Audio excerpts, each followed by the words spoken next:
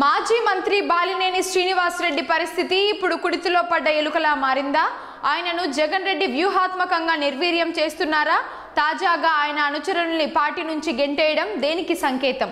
బాలినేనికి జగన్ కి మధ్య ఏం నడుస్తోంది? Watch the story. Balineni Srinivas Reddy ఒకప్పుడు వైఎస్ జగన్ రెడ్డి ప్రభుత్వంలో మంత్రివర్యులు.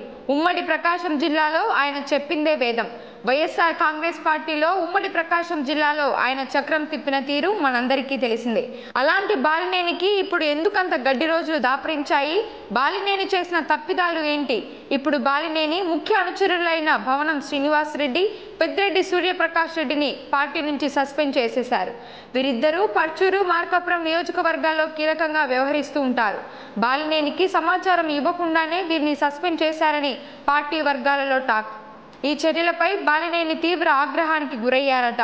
తనకు కనీస సమాచారం కూడా ఇవ్వకుండానే ఎలా సస్పెండ్ చేస్తారని ఆయన పార్టీ నేతలపై మండిపడ్డట్లు ఆ పార్టీ నేతలే చెబుతున్నారు. 48 గంటల్లో తన అనుచరులను మళ్లీ పార్టీలోకి తీసుకోవాలని ఆయన డిమాండ్ చేశారట. ముఖ్యమంత్రి జగన్ను కలిసి ఈ అంశంపై బాలినేని చర్చించే అవకాశం ఉందని కూడా చెబుతున్నారు.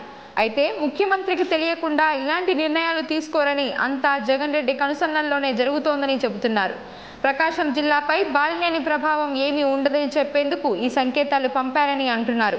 ఇటీవల విజయసాయిరెడ్డి ఈ జిల్లాకు ఇన్ఛార్జిగా వచ్చారు. ఆ సమయంలో బాలినేనికే ప్రాధాన్యం ఇచ్చారు. ఆయనే జిల్లాను చూసుకోవాలన్నట్లుగా మాట్లాడారు. కానీ జరుగుతోంది మాత్రం రివర్స్లో. ఈ కారణంగా బాలినేనిలో అసంతృప్తి పెరిగిపోతోంది. ఇప్పటికే ఆయనకు గేటు చూపించారని, కానీ బాలినేనే గేటును పట్టుకుని వేలాడుతున్నారని ఆయన అనుచరులు సెటైర్లు వేసుకుంటున్నారు.